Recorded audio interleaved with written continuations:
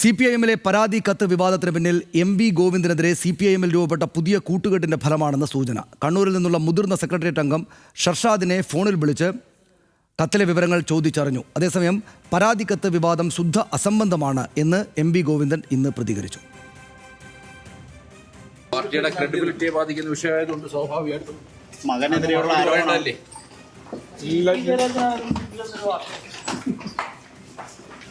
പക്ഷെ ഒന്നും പറയാനില്ലേ, പ്രതികരിക്കുന്നില്ലേ? നിലയെ പ്രതികരിച്ചു, അസംബന്ധങ്ങളോടൊന്നും പ്രതികരിക്കുന്നില്ല. അല്ല, പക്ഷേ അതാ പറഞ്ഞ മലയാളം പറഞ്ഞത്, മലയാളത്തിലാ പറഞ്ഞത്. അസംബന്ധങ്ങളോട് പ്രതികരിക്കില്ല.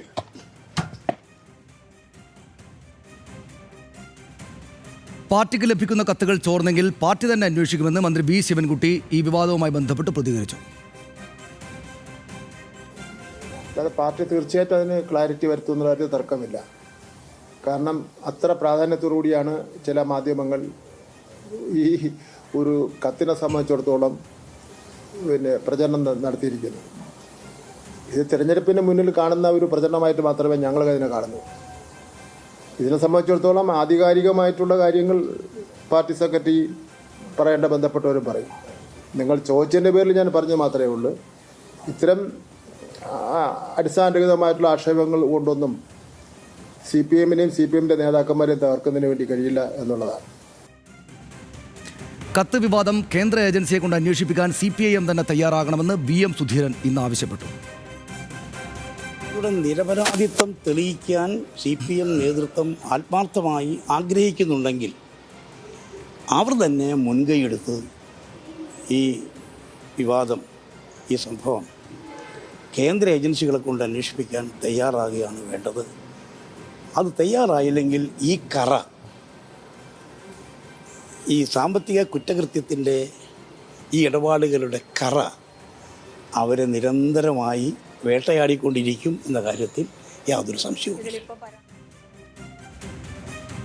വിശദാംശങ്ങളുമായിട്ട് നിഖിൽ അളവൂർ കണ്ണൂരിൽ നിന്ന് ചേരുന്നു. നിഖിൽ, ഇതിപ്പോൾ ഇന്നലെ മാതൃഭൂമി പത്രത്തിൻ്റെ മുൻപേജിൽ വന്ന വാർത്തയോടെയാണല്ലോ ഈ സംഭവങ്ങൾക്കാകെ തുടക്കമായത്. അതിനകത്ത് ഈ CPIM-ന്റെ പോളിറ്റ് ബ്യൂറോ രഹസ്യം ചോർന്നു എന്നായിരുന്നു വാർത്ത ഉണ്ടായിരുന്നതെങ്കിൽ ആ രഹസ്യം എന്ന് അതിനകത്ത് പറഞ്ഞ കത്ത് നേരത്തെ തന്നെ ഈ പരാതിക്കാരനായ ഷർഷാദ് ഫേസ്ബുക്കിലും ഇൻസ്റ്റാഗ്രാമിലും ഒക്കെ പോസ്റ്റ് ചെയ്തതാണ് എന്ന വിവരം പിന്നീട് പുറത്തു വന്നു. അപ്പോൾ സ്വാഭാവികമായിട്ടും CPIM-ന് മറുപടി പറയാനുള്ള ചില സംഗതികൾ അവിടെ ഉണ്ട് ആ നിലക്ക്. പക്ഷേ അതൊരു രാഷ്ട്രീയ വിവാദമായിട്ട് വളരുകയും ചെയ്തു. കാരണം പ്രതിപക്ഷ പാർട്ടികളും മറ്റു മാധ്യമങ്ങളും എല്ലാം ഏറ്റെടുത്തതോടു കൂടിയിട്ട് ഷർഷാദ് കൂടുതൽ ആരോപണങ്ങളുമായിട്ട് രംഗത്തേക്ക് വരികയും ചെയ്തു. ഇതിപ്പോൾ ഈ CPM-ന്റെ കണ്ണൂർ ജില്ലയുമായി ബന്ധപ്പെട്ടുള്ള വിഭാഗീയതയാണ് ഇതിനകത്തെ ഒരു പ്രധാനപ്പെട്ട ഘടകം എന്ന് ഏത് നിലക്കാണ് നമുക്ക് പറയാൻ പറ്റുക? തീർച്ചയായും ഇക്കാര്യത്തിൽ അങ്ങനെ ഒരു സൂചന നൽകുന്ന കാര്യങ്ങൾ ഷർഷാദിനെ നേരത്തെ CPM-ന്റെ കണ്ണൂരിൽ നിന്നുള്ള ഒരു മുതിർന്ന സെക്രട്ടേറിയറ്റ് അംഗം ഈ വിവാദം വരുന്നതിന് മുൻപ് തന്നെ ഫോണിൽ വിളിച്ച് കൃത്യമായി ഈ പരാതിയുമായി ബന്ധപ്പെട്ട വിവരങ്ങളെല്ലാം അന്വേഷിച്ചു. ആർക്കാണ് പരാതി നൽകിയത്, പരാതിയിൽ എന്താണ് പറയുന്നത് തുടങ്ങിയ കാര്യങ്ങളെല്ലാം അന്വേഷിച്ചു എന്നതാണ് നമുക്ക് ലഭിക്കുന്ന വിവരം. ആ നിലയ്ക്കാണ് ഒന്നാമത് ഇത്തരമൊരു സംശയം, അതായത് കണ്ണൂരിലെ വിഭാഗീയതയുടെ ഭാഗമാണ് ഇപ്പോൾ ഈ വിവാദം ചർച്ചയാവുന്നതിന്റെ കാരണമെന്ന് നമുക്ക് പറയാനാവുന്നത്. മറ്റൊന്ന്, ഇത്തരത്തിൽ സനീഷ് പറഞ്ഞതുപോലെ നേരത്തെ തന്നെ പുറത്തു വന്ന ഒരു വിവരമാണ് ഈ കത്തുമായി ബന്ധപ്പെട്ട കാര്യം. ഈ കത്തിൽ എന്തൊക്കെയാണ് ഉള്ളത്, PBക്ക് നൽകിയ കത്തിൽ എന്താണ് എന്നതുൾപ്പെടെയുള്ള കാര്യങ്ങളെല്ലാം തന്നെ. പക്ഷെ അതിപ്പോൾ വീണ്ടും ഇത്തരത്തിൽ ഒരു പുതിയ വാർത്ത അല്ലെങ്കിൽ ഒരു പുതിയ സംഭവം എന്ന നിലയിൽ ചർച്ചയാകുന്നതും ഈ നേതാവിന്റെ ഫോൺ വിളിയും അദ്ദേഹത്തിന്റെ ഇടപെടലും കൊണ്ടാണ് എന്ന് തന്നെയാണ് സംശയിക്കാനുള്ള എല്ലാ സാഹചര്യവും ഉള്ളത് എന്നുള്ളതാണ്.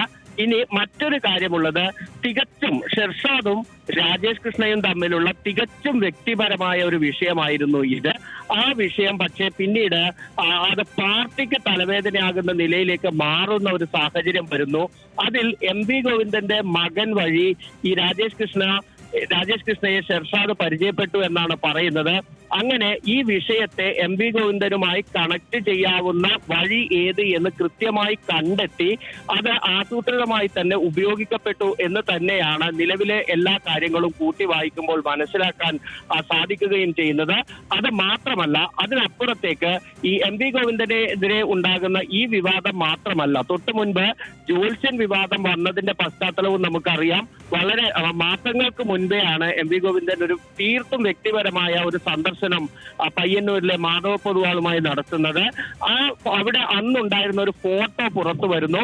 CPIMന്റെ പ്രാദേശിക ഘടകങ്ങളിൽ അത് ഒരു ചർച്ചയാകുന്നു. മുതിർന്ന നേതാക്കളൊക്കെ ഇങ്ങനെ വരുന്നത് തെറ്റല്ലേ എന്നൊരു ആ ചർച്ച അവിടെ അവസാനിക്കുന്നതായിരുന്നു. പക്ഷെ അത് പിന്നീട് ഏറ്റവും ഉന്നത തലങ്ങളിലേക്ക് വരെ എത്തുന്നത് നമ്മൾ കണ്ടതാണ്. അങ്ങനെ ആസൂത്രിതമായി എം വി ഗോവിന്ദനെതിരെയുള്ള നീക്കങ്ങൾ നടക്കുന്നുണ്ട് കണ്ണൂരിലെ ചില നേതാക്കളുടെ ഭാഗത്ത് നിന്ന് എന്നുള്ളത് തന്നെയാണ് വ്യക്തമാകുന്നത്. അതിന്റെ കാരണം സ്വാഭാവികമായും താരതമ്യേന ജൂനിയറായ എം വി ഗോവിന്ദനാണ് പാർട്ടി സെക്രട്ടറി സ്ഥാനത്തേക്ക് കോടിയേരിക്ക് ശേഷം വരുന്നത്. അങ്ങനെ ആയിരുന്നില്ല വരേണ്ടത് എന്ന് ചിന്തിക്കുന്ന ഒരു കൂട്ടം നേതാക്കളുണ്ട്. അപ്പോൾ അത്തരത്തിലെല്ലാം എല്ലാ സാഹചര്യങ്ങളും കൂട്ടി വായിക്കുമ്പോഴും നമുക്ക് ഈ പറഞ്ഞതുപോലെ എം വി ഗോവിന്ദനെതിരെ ആസൂത്രിതമായി കണ്ണൂർ വിഭാഗീയതയുടെ ഭാഗമായി കൂടി ഇത്തരത്തിൽ നീക്കങ്ങൾ നടക്കുന്നു എന്ന് വേണം മനസ്സിലാക്കാൻ.